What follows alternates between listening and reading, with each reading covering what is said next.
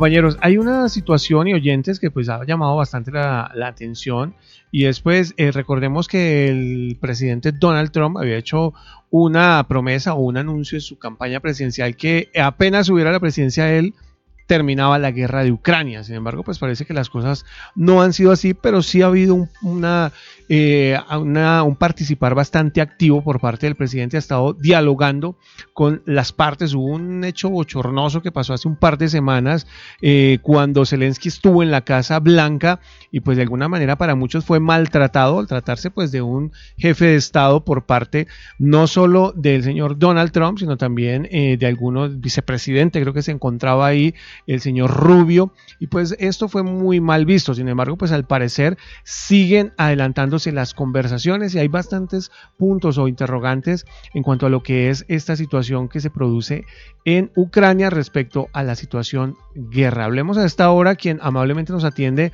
Sebastián Vitar, él es profesor de la Escuela de Gobierno de la Universidad de los Andes. Profesor, bienvenido a Colmundo Radio. Buenas tardes, gracias por invitarme.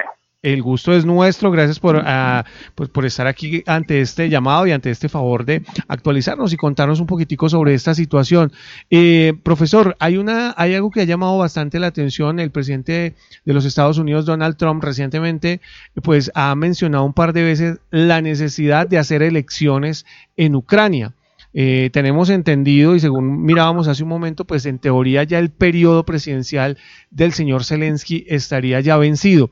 ¿Cómo sería ese marco de elecciones? ¿Qué tan viable puede ser? ¿Y qué podemos decir alrededor de este punto para iniciar esta conversación? Bueno, lo primero es entender el contexto. Ucrania está en este momento en un ataque, una invasión de un acto agresivo por parte de Rusia y está con toda su capacidad, tanto institucional como militar, respondiendo a ese ataque. Por lo tanto, no estamos en un momento normal en donde se aplique la misma expectativa frente al programa de elecciones, y esto pues está dentro del marco jurídico ucraniano, porque está en la ley marcial, la ley de estado de guerra está vigente, y uno de los resultados de esa ley de estado de guerra es que no se hacen elecciones durante la guerra.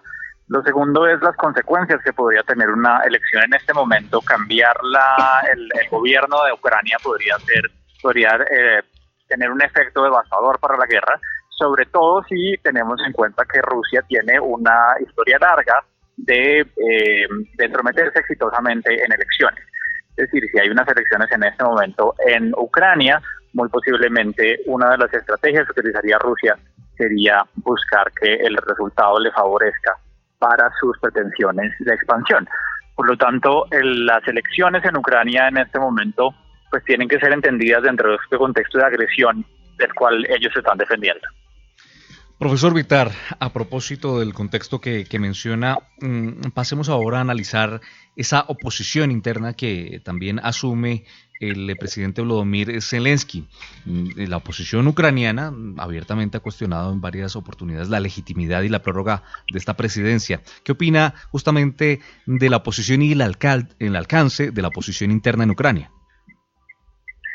Pues Ucrania está en una posición de mucha debilidad en este momento y lo ha estado desde el comienzo de la guerra. La posibilidad que tiene Rusia de atacar a un estado que está en su frontera pues es bastante grande. Rusia pensaba que podía ganar muy fácilmente y seguramente lo hubiera hecho si no hubiera sido por el apoyo que Europa y los Estados Unidos dio tan contundentemente para evitar que Rusia se expandiera. La posición de Zelensky entonces es muy débil si él está solo, pero se fortalece muchísimo si él tiene el apoyo de los Estados Unidos y de la Unión Europea. El problema el problema de la posición de él es que no se puede entender a Ucrania como si estuviera por fuera de la geopolítica global. Un avance de Rusia sobre Ucrania implica un avance sobre Europa, y un avance sobre Europa implica una amenaza no solo para Europa, sino también eventualmente para los Estados Unidos. Una consolidación de una agresión de Rusia en Europa también debilita la posición de los Estados Unidos y por supuesto la de todos los europeos en ese continente, y por lo tanto la posición de Zelensky hay que entenderla es como un ejemplo de una agresión al que todos los países europeos y los Estados Unidos respondieron conjuntamente. Ahora, eso cambia, por supuesto, cuando llega Donald Trump y es muchísimo más dubitativo de prestarle apoyo a Ucrania. Profesor, bueno, usted nos mencionaba que como tal dar unas elecciones que cumplan con los estándares internacionales, pues no sería en este momento viable debido a la ley marcial. Sin embargo, si el presidente ucraniano tomara la decisión de hacerse a un lado, como lo han mencionado algunos miembros del gabinete de Donald Trump, y él renunciara, ¿qué sucedería en Ucrania en ese hipotético caso? Por supuesto, eso debilitaría muchísimo la posición de Ucrania. El asunto es que uno no puede cambiar al mando militar en la mitad de una guerra. Es decir, eso traería una desestabilización gigantesca de la guerra. No es un asunto que él pueda decidir ligeramente, decir yo sencillamente me quito, porque él está comandando una guerra. Y es una guerra de agresión que puede acabar con la existencia de Ucrania. El objetivo de Rusia es acabar la existencia de Ucrania y anexarlo a su territorio.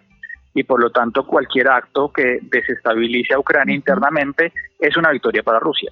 El que se separe Zelensky de la presidencia, sea voluntariamente o a través de elecciones o porque lo tumben, sería desestabilizar la posición de defensa ucraniana, y pues esto tendría unas consecuencias muy grandes. Desaparecería Ucrania en caso de perder la guerra, pero eventualmente también le daría una fortaleza renovada a Rusia dentro de Europa, que puede ser una amenaza para toda la coalición de países europeos que se están tratando de oponer a Rusia. Profesor, pues han sido diversas las propuestas y tal vez no han encajado mucho en cuanto a ese posible cese al fuego del que se ha hablado. Sin embargo, Zelensky ha cedido en algunas cosas. La propuesta de Estados Unidos sería que el cese al fuego sería únicamente sobre infraestructuras eléctricas, lo que pues lleva a seguir pensando que, en pocas palabras, la guerra continúa, no habría como un claro cese al fuego.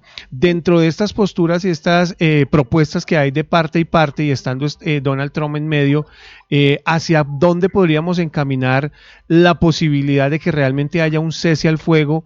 ¿Y cuál es ese papel real? Muchos hablan de que Donald Trump pues claramente tiene un sesgo hacia Rusia. Pues la propuesta de Donald Trump era un cese al fuego completo y Putin no la aceptó. Sí. Putin aceptó solamente un cese al fuego hacia la infraestructura de energía, pero Putin en las declaraciones que ha dado sigue con la idea de continuar los ataques y eventualmente ganar posiciones dentro de Ucrania. Es decir, no hay un cese al fuego. Sí. La propuesta de Trump era un cese al fuego completo, y pues Zelensky no quería aceptar esto porque Zelensky desconfía muchísimo de que Putin respete un cese al fuego. O sea, lo que pasó acá fue que en la conversación en donde Trump le pidió a Putin un cese al fuego completo, Putin no aceptó.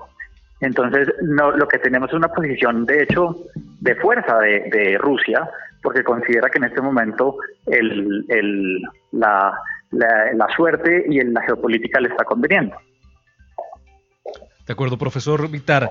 ¿Qué pasos concretos se están tomando para avanzar en las conversaciones de paz y cómo se asegura Ucrania de que estas no sean meramente simbólicas? Pues realmente no hay unas conversaciones de paz.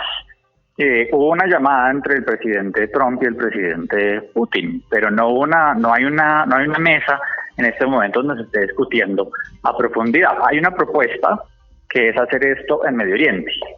Hay una propuesta de que exista una mesa en Medio Oriente, pero no se han puesto las reglas para esa mesa todavía, y Zelensky obviamente es muy precavido de no sentarse en una mesa sin que las condiciones estén dadas para que sea una negociación justa, y sobre todo que Ucrania se ha tenido en cuenta y no solamente los Estados Unidos.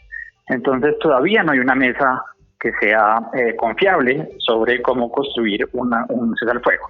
Lo que sí hay es un montón de canales diplomáticos de muchos países europeos, de los Estados Unidos, de Ucrania, tratando de encontrar soluciones y dándole de parte de los europeos mucho apoyo a Zelensky, pero de parte de los Estados Unidos muchísimo más ambivalencia sobre si acercarse a Rusia o mantener el apoyo a Ucrania.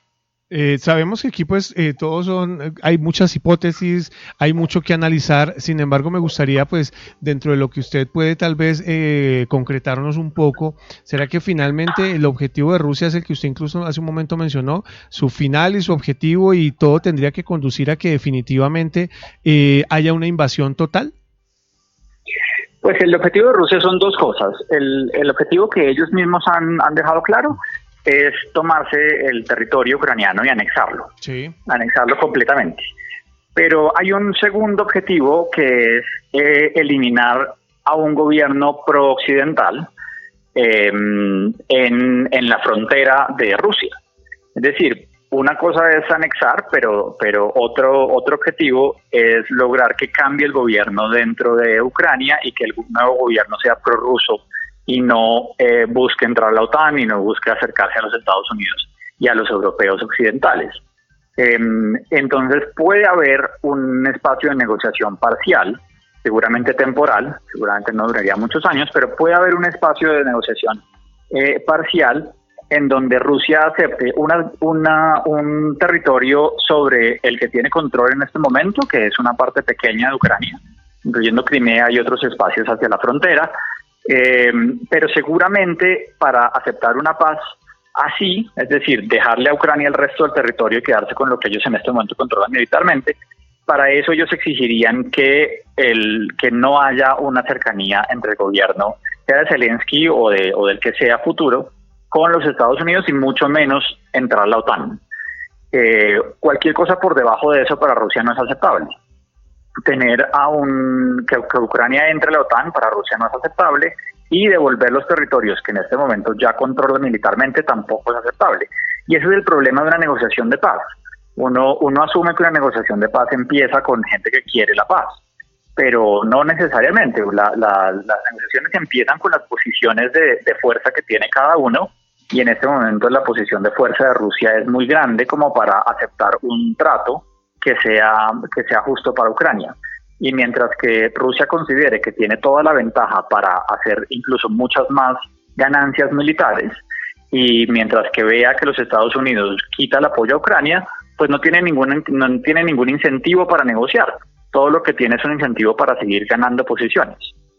Profesor, pues agradecerle inmensamente, insistimos en este tema, pues tiene cosas bastante interesantes que escuchar, que conocer, y más desde el conocimiento que por supuesto usted tiene como experto. Agradecerle por su atención con Colmundo Radio.